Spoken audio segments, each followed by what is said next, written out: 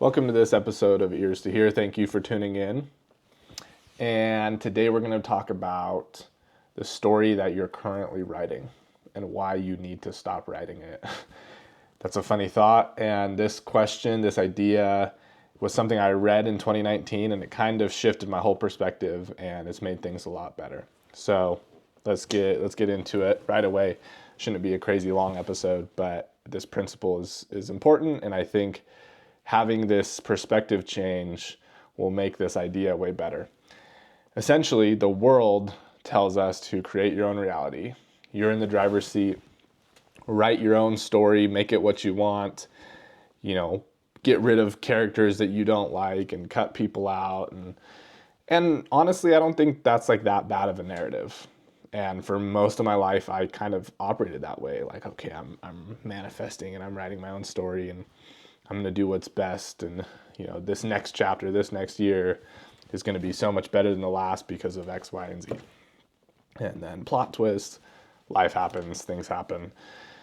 And so why I wanted to talk about this is because this one principle that I really feel strongly about. God is the author. There's like literal scriptures about Jesus Christ is the author and finisher of our faith. But I like to just zoom out, and not only our faith, but of our lives. As children of God, we are part of the story of God. Everyone in the Bible was part of this story of Christ and redemption and salvation and heaven and hell. And I just think that your chapter in his story is much better than a standalone novel on your own. And what I mean by that is we want to write our own stories, we want to be in the driver's seat, and to a degree we are because we have our agency, we have our ability to choose. But again, instead of taking yourself out of the group, putting yourself over here and trying to, on your own, through sheer will and effort, create your own path and your own story in life, be part of God's. Give your story to God and contribute to his story. And again, I was living in Africa in 2019 when I read this idea. It was in a memoir, and somebody had just wrote, "Stop writing your own story." That's how it started. And I was kind of like, what are you talking about? Up until 2019, which I was 19 years old at the time, my life was pretty good, like all things considered. I hadn't gone through much, and I operated that way. Like, I'm the author here. This is the story of Reed McRae, and this is my autobiography. And I don't think this is like that bad of a mindset. But how much better is it to fully let your story be engulfed within God's and be part of his story? And a biblical tie-in is in 1 Corinthians chapter 12. I'm going to read a few verses here. You're going to be familiar with this. "For as the body is one and hath many members, and all the members of that one body, being many, are one body, so also is Christ. For the body is not one member, but many. If the foot shall say, Because I am not the hand, I am not the body, is it therefore not of the body? And if the ear shall say, Because I am not the eye, I am not the body, is it therefore not of the body? If the whole body were an eye, where were the hearing? If the whole were hearing, where were the smelling? But now hath God set the members, every one of them, in the body, as it hath pleased him. And if they were all one member, where were the body? But now are they many members, yet but one body. And the eye cannot say unto the hand, I have no need of thee, nor again the head to the feet, I have no need of you. Nay, much more those members of the body which seem to be more feeble are necessary. And those members of the body which we think to be less honorable, upon these we bestow more abundant honor. And our uncomely parts have more abundant comeliness. For our comely parts have no need, but God hath tempered the body together, having given more abundant honor to that part which lacked. That there should be no schism in the body, but that the members should have the same care one for another. And whether one member suffer, all the members suffer with it, or one member be honored, all the members rejoice with it. Now ye are the body of Christ, and members in particular. if we want to get into the historical context and what is being written to the Corinthians in this letter, yes, it's talking more about like organizational purposes, and it goes on to say there's apostles and pastors and evangelists, and it's breaking in the segmentation of Christ's early church. Great, love that. Let's just like go with me for a minute here. The body of Christ, we are the body of Christ. And that analogy of whether you're the foot, you're the eye, you're the ear, you're the nose, sometimes, like for me, my nose doesn't work a whole lot. Like it just is, it's probably like 30% smelling capacity. And I'm grateful that that's the sense of mine that doesn't work. I'd much rather have that over being blind, being deaf, being mute, not having a limb, being an amputee. Very fortunate that it's my nose. I'm not complaining. And it's easy for me to just like write off my nose and say like, I don't really need it. It's like not that important part of my body. But that ties into the sinuses and the taste and the eating experience. And it's easy to take our stories or parts of our lives and write them off as being less important. It's easy to take other people and write them off as not being important as our own. And so we can get like a little too selfish with our own story. Like we just focus on willpower and ambition to chart our own course without realizing like the macroeconomics of God's sovereignty. Does that make sense?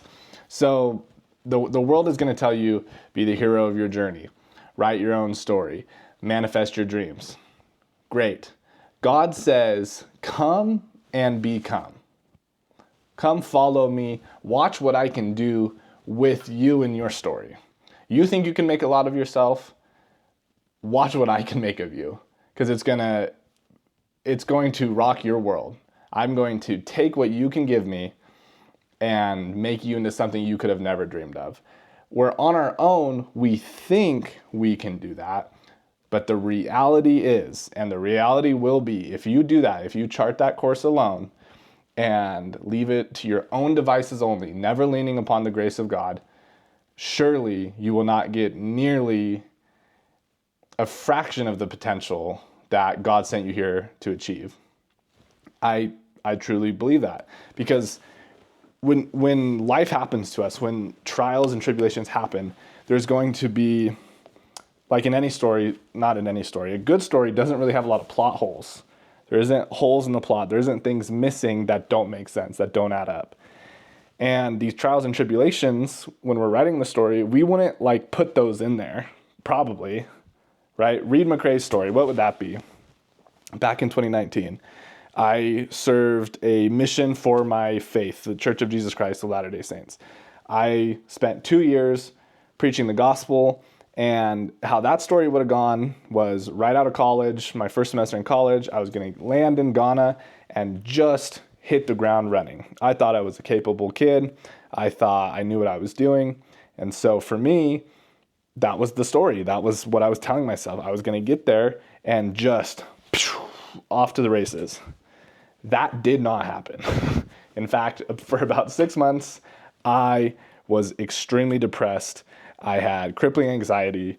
I wanted to do anything but do what I was doing. I couldn't even function. I was in a very dark place. I was literally crying myself to sleep some nights just at the weight of a misalignment of what I thought I could do and what I was doing. I was experiencing culture shock. I was in a place that most people didn't speak English. I was the only white person where I was. And yeah, there was just a lot of things that I would have not written into that story. That was a plot hole. That was something that I would have not put in it. God did, though. That 6 months changed my life. It forced me to either cower, to opt out of what I was doing, to opt out, honestly, of religion at that point. I'd always grown up like with a general belief, but there wasn't any specific experiential knowledge I'd gained of Christ. Nothing like substantial. I had like little bits and pieces and little, oh, okay, well, I felt good this one time I prayed. But nothing, again, truly of substance that was going to like anchor me into faith for the rest of my life. Well, that 6 months changed that.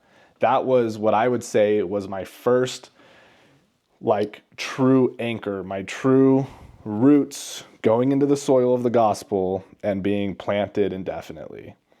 And I needed that. Little did I know I needed that.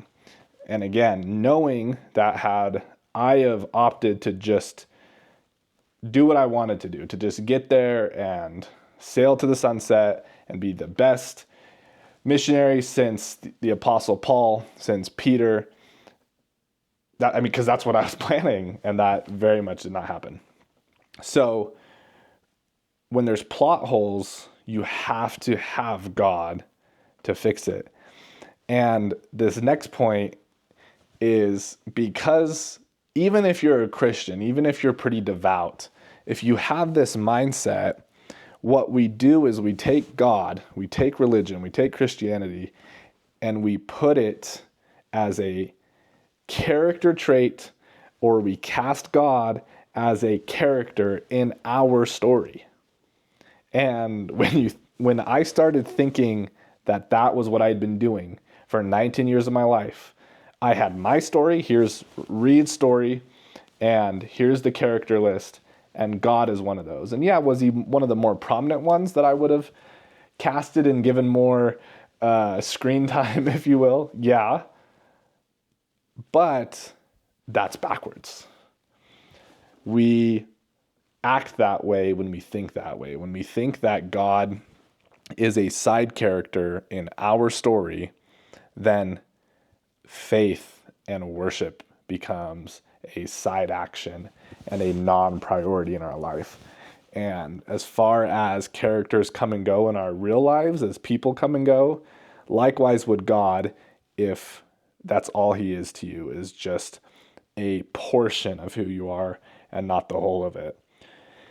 And so I just think looking through our life in this lens of, okay, I'm actually a character in God's story. And literally from the beginning, God being without beginning or end, I have been created. I am only 26 years old. I have belief that tells me my soul is much older. But regardless, oh, okay, I'm actually a little blip character in God's story. Now, it's easy to slingshot to the other side of this spectrum and be like, okay, well, then I'm nothing. If I can't have my own story that I'm writing and I'm supposed to be part of God's story, well, so are like 8 billion other people, and however many before us and however many will come after. And so that just doesn't sound as cool. That just doesn't seem fun to be part of this. It's much more fun when I'm penning it. And so I don't want to do that either. But there's humility and there's a sense of peace that can flow into your life knowing once you accept that, you're one of an infinite amount of God's children, and you do have your own unique story. I mean, this is like kind of corny, but I was just looking at my fingertips the other day because I burnt myself bad, and I was thinking about like our fingerprints, and like no two are the same. And I was just like, oh man, God's good. Like that, here's evidence right in front of you.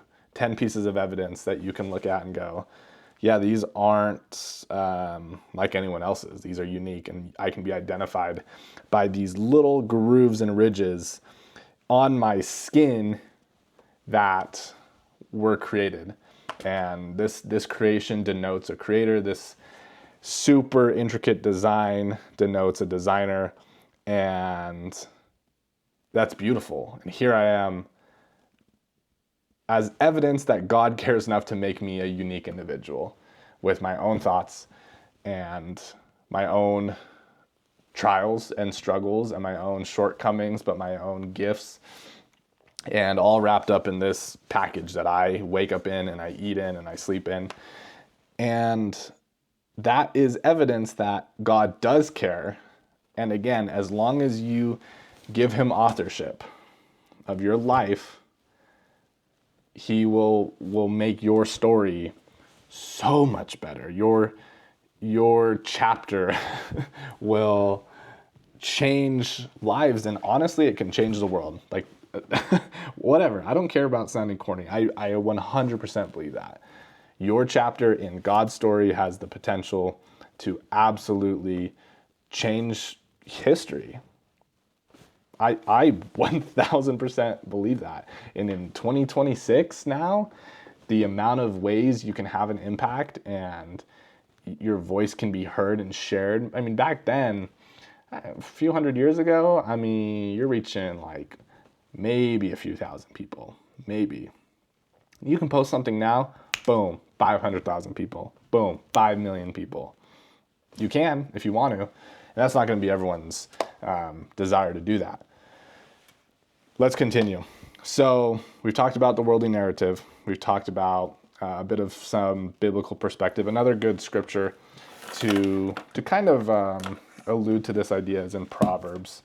We're going to read Proverbs chapter 16, and we're going to read verses 7 and 9. Verse 7 says, "When a man ways please the Lord, he maketh even his enemies to be at peace with him." Verse 9, "A man's heart deviseth his way, but the Lord directeth his steps." I mean, that's pretty on par with this idea. You come up with what you want your life to be, and you take it to God. And God is going to direct you. And so far as you are turning to him frequently, I know that God will not lead you down a path you're not supposed to go down. If you're turning to him, and again, he's the author of your story versus him being a side character in yours, he will not let you misstep in a way that will permanently derail or harm you. He probably will let you misstep. He probably is going to make things hard. You know, for me back in 2017, when I was going through all that, that was exceedingly difficult for me. He let it happen. And frankly, again, looking back, I'm glad that's now part of my chapter in God's story versus that having been an unfortunate, unplanned event in my own story. Does that make sense?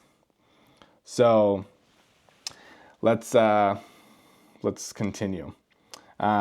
There's benefits of this.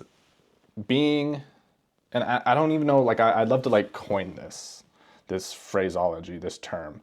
But if you were an author, and I'm not an author, so I'm not super qualified to speak on this, but what like plot points in your life feel chaotic?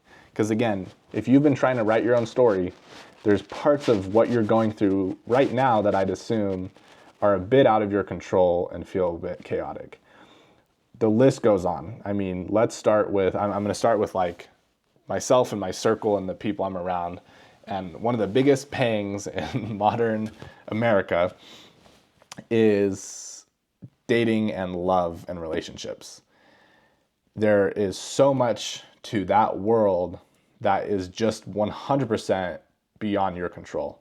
No matter what you do, no matter what you say, no matter how you act, how much of yourself you give, how much you love, there will be things that you would have never included in your story. So this part of the plot, let's imagine heaven. Let's imagine all your ancestors watching you and your story unfold. They're going to see things and you're going to go through things that just rattle you, that are just going to take you off course. And again, because it's better to have God in the driver's seat, if you don't do that, these things will rock you so much worse because you're not planning these. You're not putting these plot points in your story and in your character development. In your character development, again, chances are you're just like riding off into the sunset. If I had served my 2-year evangelical mission and had evangelized the gospel, back then my plan, and my roommate and I, who I did that with, we always are like, because we live together now, and it's been 7 years since that ended. And if you would have told either of us that we would be living together, both be single, one of us would be divorced, one had gone through some other, hard challenges, no shot. Like, there's no shot that would have ever been part of the plan, part of Reed McCrae's story.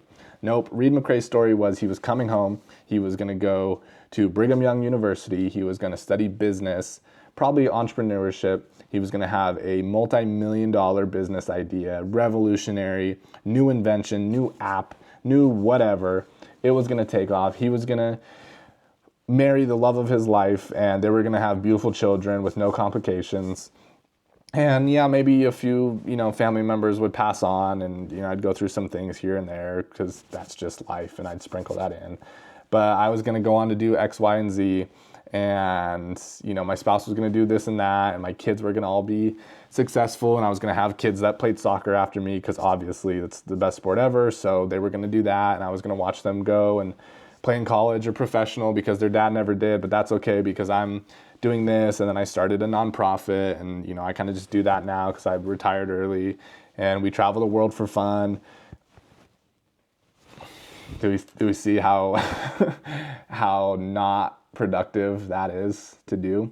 And I did that for a long time. So here I am 7 years post getting home from Africa, and I mean, dare I say, not a dang thing has gone as I had hoped or planned. But the kicker is, because I've chosen to let my life be swallowed up in God's, I'm cool with it. I like what's going on much better. And it's much more exciting because that story I just ranted on and told you, it's not that good of a story. I don't think so. I don't think so now. I did. Young Reed, all about it. Young Reed, that had to happen. That was going to happen. I was manifesting that. No, that wasn't what was supposed to happen. And it hurt for a while. And now,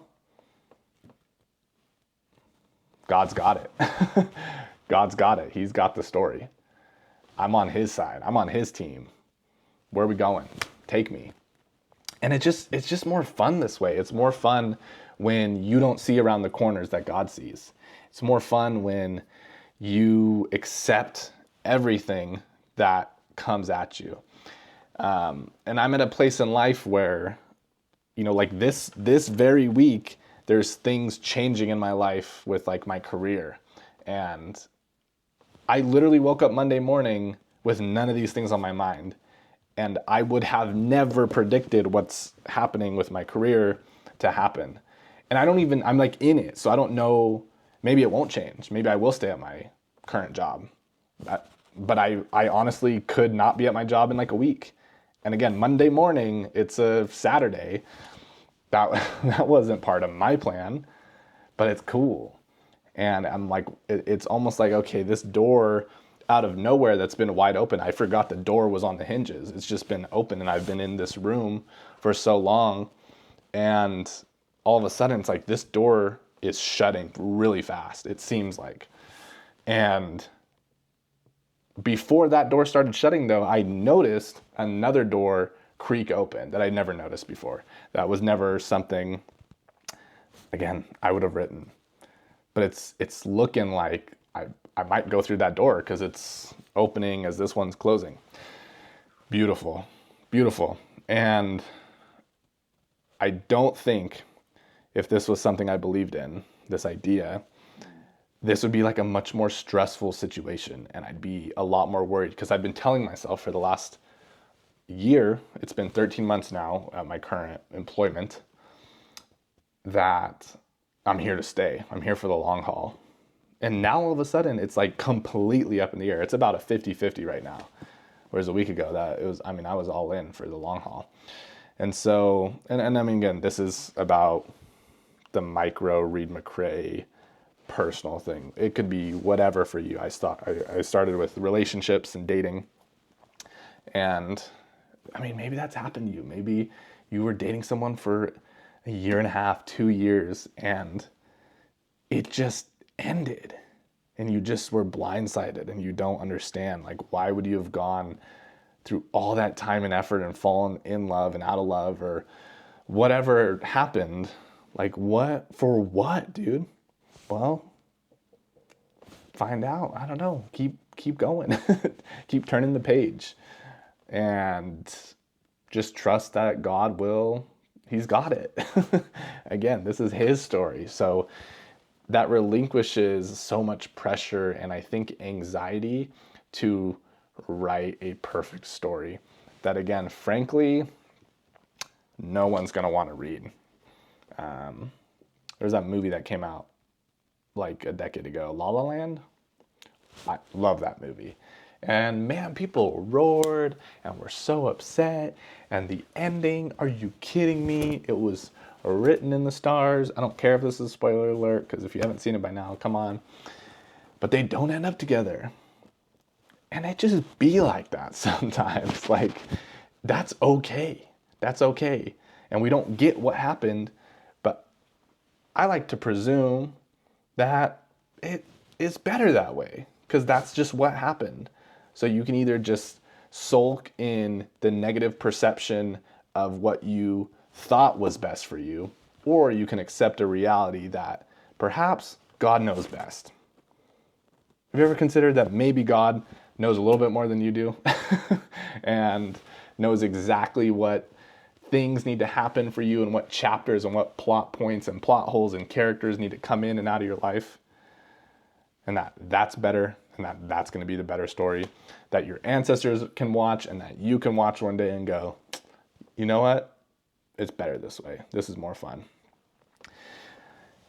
To kind of like bow tie all of this, you're invited to be part of the ultimate author's story.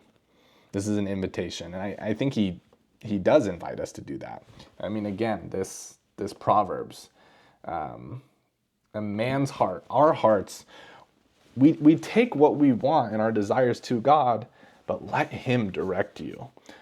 Don't direct yourself and just forget what's really going on here. Because when you do that, I do think you'll misstep, and I do think you could do things that really potentially derail what was going to be best for you if you don't have this perception. And this just leaves room for, it just leaves room for God to be the editor, to skim through and before publishing, make sure there's no real mistakes. There's no grammar mistakes. There's no issues. There's going to be ups and downs. There's going to be the climax, like any good story. There's going to be sadness and heartbreak and hardship. There's going to be death and disease. There's going to be an endless amount of things and plot twists. But don't we love a good plot twist? I mean, that rant I went on where I was telling my story and how that was going to go, no one's reading that. Like, that's garbage. That is a crappy story. That's just so lame. That's just so lame. So I like my 26 years. I like that up until I was 17, things were rocking and rolling. 18 got hit with some harsh reality. Things kind of picked up when we were back on track, rocking and rolling again until I was about 23. Boom, boom. Another hardship, another trial I would have never planned. We're 26 now, 3 years later, we're back. But this is so much more fun. It really is. I'm not just like gaslighting myself into thinking that. It's better this way. So that's the invitation. Your chapter in God's story will be so much better than a complete novel on your own. No one wants to read that. Thanks for listening. Appreciate your ears. See you next time.